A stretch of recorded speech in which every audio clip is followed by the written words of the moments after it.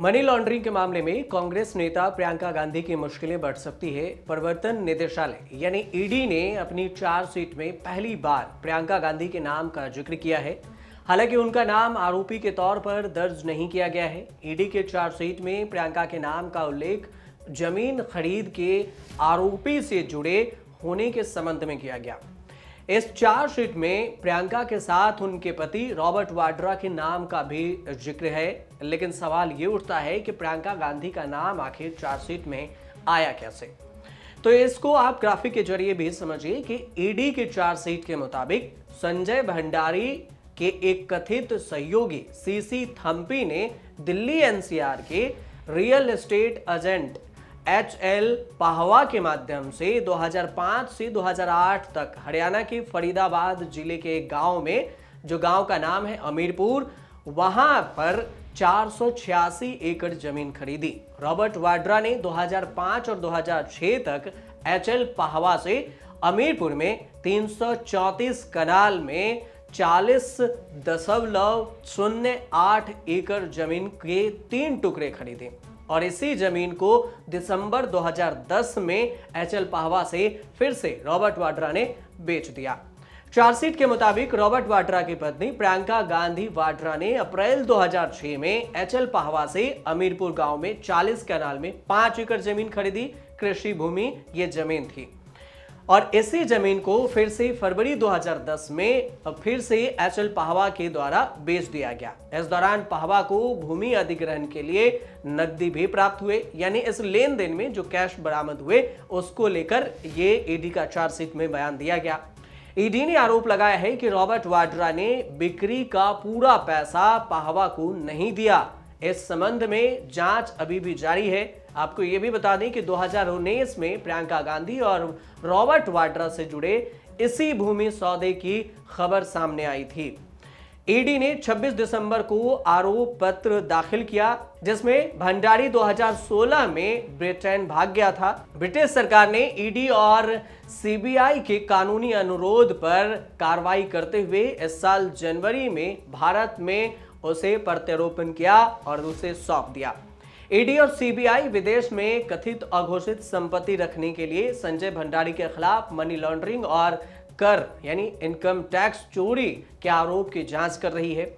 इस मामले में सीसी थम्पी को जनवरी 2020 में गिरफ्तार किया गया था और ईडी ने आरोप लगाया था कि वह वाड्रा का करीबी सहयोगी था। थम्पी फिलहाल जमानत पर बाहर है और संजय भंडारी के पास कई अघोषित विदेशी आय और संपत्तियां हैं, जिनमें number 12 Bryanston square London में यह जगह है, वहां पर 6 ग्रोसवेनर हिल कोर्ट में संपत्तियां भी है, जिसमें जमीन और उनके घर बंगले के भी जिक्र किया गया है इस चार्जशीट में।